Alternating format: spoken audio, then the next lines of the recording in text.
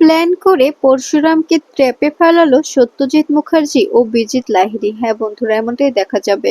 বিস্তারিত জানতে ভিডিওটিতে লাইক দিয়ে চ্যানেলটি সাবস্ক্রাইব করে শুরু থেকে শেষ অবধি দেখতে থাকো। গল্পের শুরুতেই দেখা যাবে তটিনী কর্ণ চ্যাটার্জিকে বলছে, আপনি একটু মুখ সামলে কথা বলবেন। যে লোকটার সামনে দাঁড়িয়ে এই আজে বাজে কথাগুলো বলছেন, যে লোকটাকে নিয়ে এই বাজে বাজে মন্তব্য করছেন, সেই লোকটা আসলে কর্পোরেট করেছে বলেই আপনারা আজকে এখানে দাঁড়িয়ে আছেন। তা না হলে কিন্তু কি হতে পারতো আপনাদের কোনো ধারণা নেই। আপনারা এই মেয়েটাকে নিয়ে কথা বলছেন, এই মেয়েটাকে পিঞ্চ করছেন।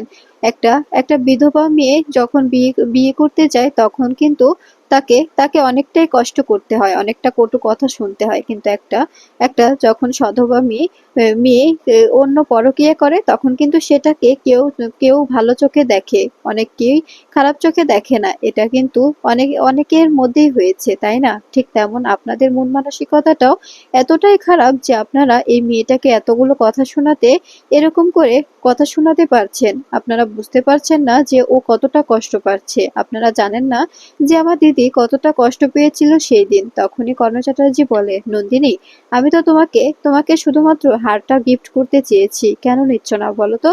তটিনীর কথা শুনে কেন অযথা এইসব কিছু শুনছো? তুমি তো বুঝতে পারছো না যে পরশুরাম কোনোভাবেই তোমাকে ভালোভাবে বিয়েটা দিতে পারবে না। পরশুরাম কোনোভাবেই কিছু করতে পারবে না। তখনই পরশুরাম বলে, কে কে বলতে পারে পরশুরাম পারবে কি পারবে না? আপনি কি জানেন যে পরশুরাম কি পারবে কি পারবে না? আপনি এখানে কেন কথা বলছেন বুঝতেই তো পারছি না। আপনি তো অতিথি হয়ে এসেছেন এখানে, আপনার তো এসব কথা বলার কোনো কারণ থাকতে পারে না। তখনই মহিতোষ মজুমদার বলতে থাকে, পরশুরাম তুমি এখানে কেন কথা বলছো? তখনই পরশুরাম বলে, কথাটা তো এখানে আমাকে নিয়েই হচ্ছে, তো আমি কথা বলবো না কি আপনি কথা বলবেন? এরপরে দেখা যাবে পরশুরাম কর্ণ চ্যাটার্জিকে বলতে থাকে, সত্যি আপনাদের যদি লজ্জা বলে কোনো বস্তু থাকতো তবে আপনারা এরকম এরকম মন্তব্য করতে পারতেন না। একটি মেয়ে যে কিনা অসহায়, যে কিনা অনেকদিন আগে বিয়ে হয়েছিল কিন্তু একদিনও সংসার করতে পারেনি, সেদিনই বিয়ের দিনই বিধবা হয়েছিল। তার যে কষ্ট কতটা আপনার কি কোনো ধারণা আছে? তখনই বলরাম বলে, প্লিজ প্লিজ পরশুরাম, এখন এসব কথা নিয়ে তর্ক করিস না, এখন এসব কথা নিয়ে তর্কে জড়ানোটা ঠিক হচ্ছে না। তখনই দেখা যাবে পরশুরাম বলে, ওদেরকে বলে দিস ওরা যে কথাগুলো বলছে সেগুলো আমি নিতে পারছি না, আমার আর সহ্য হচ্ছে না। অনেক অনেক সহ্য করেছি কিন্তু আর নয়। এরপরে দেখা যাবে পরশুরাম বলতে থাকে,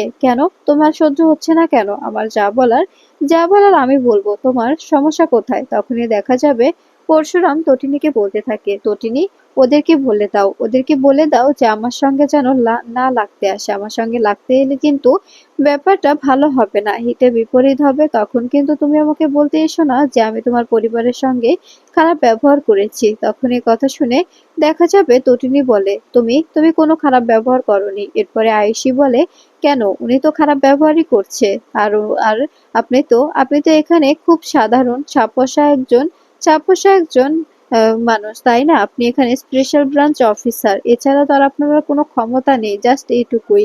এটুকু ক্ষমতা দিয়ে কিচ্ছু হয় না। আমাদের মতো বড়লোকদের এটুকু ক্ষমতা দিয়ে কোনোভাবে আটকে রাখা সম্ভব না। বুঝতে পেরেছেন আপনি? তখন এই কথা শুনে দেখা যাবে তটিনী বলতে থাকে, আয়ুষী, তুই কিন্তু সত্যি অনেকটা অসভ্য হয়ে গেছিস। তোকে যত দেখছি ততই অবাক হচ্ছি আমি। তোকে দেখে আমার কেমন যেন অদ্ভুত লাগছে। তখন এই কথা শুনে তটিনী বলতে থাকে, আমি আমি বুঝতে পারছি যে আয়ুষী, তুই কিছু একটা করার চেষ্টা করছিস। তুই তো একটা অকৃতজ্ঞ। তখনই আয়ুষী হাসতে থাকে আর বলতে থাকে, তোর যা বলার ইচ্ছে তুই বলতে পারিস, কোনো সমস্যা নেই, কিন্তু কিন্তু কোনোভাবে আমার মুখ বন্ধ রাখতে পারবি না। তখনই আয়ুষীকে তটিনী বলে, তোর যা ইচ্ছে তাই কর। এরপরে নন্দিনী বলতে থাকে, আয়ুষী, তুই কিন্তু এবার বাড়াবাড়ি করছিস, তোর কিন্তু এবার কথাগুলো বেশি বেশি হয়ে যাচ্ছে, তুই এসব কথা বলতে পারিস না। তখনই দেখা যাবে প্রাচী বলতে থাকে, ও তো এগুলো কথা বলতেই পারে, ও তো এগুলো কথা ছাড়া অন্য কিছু বলতে পারে না, তাই না? ও তো সবসময় শুধুমাত্র শুধুমাত্র ভাঙন ধরাতেই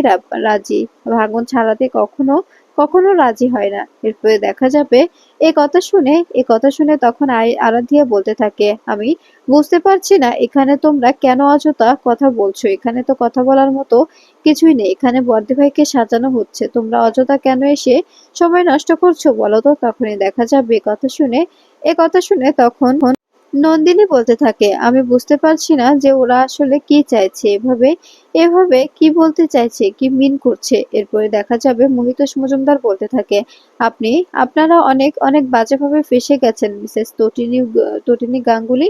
আপনারা যে কি ফাঁসা ফেসেছেন আপনাদের কোনো ধারণা নেই। আপনারা এবার খুব ভালোভাবে ফেঁসে যাবেন। এ কথা শুনে দেখা যাবে তখন তখন দেখা যাবে এরপরেই তটিনী বলতে থাকে, আমাদের নিয়ে আপনাকে ভাবতে হবে না মিস্টার মহিতোষ মজুমদার। আপনি তো গিরগিটি, আপনাকে দেখে আমরা শিখতে পেয়েছি যে গিরগিটি কাকে বলে, গিরগিটির কিভাবে রং বদলায়, আপনাকে দেখে আমরা বুঝতে পেরেছি। এ কথা শুনে দেখা যাবে আয়েশি বলতে থাকে, তোরা যাই বলিস না কেন আজকে আমরা কোনো কিছুতেই রিয়াক্ট করব না, কোনো কিছুতেই নয়। তখনই দেখা যাবে এ কথা শুনে তটিনী বলতে থাকে, তোদের তো লাজ লজ্জা বলে কিছুই নেই, তবে রিয়াক্ট করবে কি করে। তখনই দেখা যাবে এ কথা শুনে দেখা যাবে নন্দিনী কাঁদতে শুরু করে দেয়। তটিনী নন্দিনীকে বলতে থাকে, প্লিজ দিভাই, এভাবে কান্না করিস না, এভাবে কাঁদলে কি করে হবে। কালকে কালকে তোর আশীর্বাদ, এভাবে যদি কান্না করিস তবে তো কোনোভাবেই হচ্ছে না, তাই না? তোকে তো এখন খুশি খুশি থাকতে হবে। তখন এ কথা শুনে দেখা যাবে পরশুরাম বলরামকে নিয়ে বাইরে আসলে তখনই সত্যজিৎ মুখার্জি বলতে থাকে, জামাই তুমি এখানে, আসলে তোমার সঙ্গে আমার কিছু কথা আছে। তখনই পরশুরাম বলে, হ্যাঁ বলুন, কোনো সমস্যা নেই। তখনই সত্যজিৎ বলে, তুমি যে এভাবে আমাকে হেল্প করবে আমি ভাবতেও পারিনি, তুমি যে এভাবে আমার কথাটা রাখবে সত্যি আমার জানা ছিল না। তখনই পরশুরাম বলে, আপনার কি কিছু বলার আছে? আর কিছু বলার থাকলে বলতে পারেন। তখনই দেখা যাবে এ কথা শুনে দেখা যাবে সত্যজিৎ বলতে থাকে, অনেক তো করলাম আর আমার ভালো লাগছে না, আমি চাই যে আমার বিজনেসটা তুমি জয়েন করো, তুমি নিজের হাতে সামলাও। আমার আমার শেষ ইচ্ছে তুমি আমার বিজনেসটা সামলে নাও, গুছিয়ে নাও। তুমি তো আমার ছেলের মতো, তাই না? তুমি আমার ছেলের মতো আমার আমার পাশে দাঁড়িয়েছো, আমার দোয়া আমার করা আবদারগুলো তুমি রেখেছো, আমি যেটা যেটা করতে বলেছি তুমি সেটা সেটাই করেছো। আমার মেয়ের বিয়েতে আমাকে পুরোপুরিভাবে হেল্প করেছো, তোমাকে আমি সত্যি সত্যি কখনো কখনো ভুলবো না। তখনই দেখা যাবে পরশুরাম বলে, বুঝতে পারছি, কিন্তু আপনি এসব কথা বলছেন কেন? এরপরে দেখা যাবে সত্যজিৎ বলে, তোমাকে আমার সমস্ত কিছুর দায়ভার নিতে হবে। তখনই এ কথা শুনে পরশুরাম বলতে থাকে, আপনি সবটা খুলে বলুন, আমি বুঝতে পারছি না আপনার কথাগুলো। তখনই দেখা যাবে এ, কাঠ এ কথা শুনে সত্যজিৎ মুখার্জি বলতে থাকে, আমার ছেলের মতো তুমি আমার পাশে দাঁড়িয়েছো, আমি যেটা যেটা বলেছি সেটা সেটা করেছো, আমার মেয়ের বিয়ের আয়োজন করেছো, সমস্ত দায়িত্ব নিজের ঘাড়ে নিয়েছো। আমার ছেলে নেই কিন্তু তুমি আমার ছেলের মতো, তাই আমি ডিসিশন নিয়েছি যে আমার সমস্ত বিজনেস আমি তোমার হাতে তুলে দেব। তুমি বরং তোমার চাকরি থেকে রিজাইন লেটার দিয়ে দাও আর ওখান থেকে এসে আমার বিজনেসটা জয়েন করো। এ কথা শুনে তখন পরশুরাম অবাক হয়ে তাকিয়ে থাকে। এরপরে প্রাচী সেখানে এসে বলতে থাকে, বা আমি তো বুঝতে পারছি না যে তোমরা কি চাইছো আসলে। আমি কাউকে চিনতে পারছি না এ বাড়িতে, আমার কাউকে কাউকে চেনা মনে হচ্ছে না, সবাইকে কেমন যেন অচেনা লাগছে, সবাইকে মনে হচ্ছে নতুন করে চিনতে পারছি।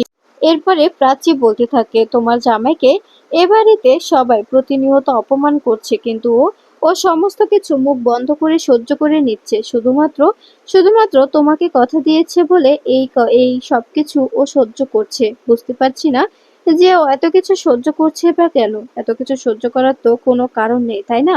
এত কিছু সহ্য করার কোনো কারণ আছে নাকি? তখনই দেখা যাবে সত্যজিৎ বলতে থাকে, আমি যে তোমাকে কি বলে ধন্যবাদ দেব তোমাকে বলে বোঝাতে পারবো না। সত্যি বলতে তোমাকে ধন্যবাদ দেওয়ার মতো আমার কোনো কোনো ভাষা নেই। তখনই কথা শুনে দেখা যাবে প্রাচী বলতে থাকে, আজকে রাতটা না হয় ওরা ওরা এখানেই থেকে যাক। তখনই দেখা যাবে সত্যজিৎ মুখার্জি বলে, ঠিক আছে, এখানেই থেকে যাক। তখনই পরশুরাম বলে, আমি সবটা আগে দেখছি, তারপরের ব্যাপার পরে দেখা যাবে। এরপরে দেখা যাবে সমস্ত কিছু করতে থাকে পরশুরাম। এরপরে বলরাম পরশুরামকে বলতে থাকে, আমি বুঝতে পারছি না যে তোর শ্বশুর মশাই তো একদম মহাপুরুষ হয়ে গেছে, তোর শ্বশুর মশাই যেভাবে তোর সঙ্গে কথা বলছিল মনে হচ্ছিল যে উনি কেমন যেন একটা পাল্টে যাচ্ছে, ওনাকে দেখে আমার অবাক লাগছে। আমি বুঝতে পারছি না যে উনি উনি আসলে কি করতে চাইছেন, ওনার আসল আসল উদ্দেশ্যটা কি। তখনই দেখা যাবে পরশুরাম বলে, তুই সবকিছুতে উদ্দেশ্য খুঁজিস না তো?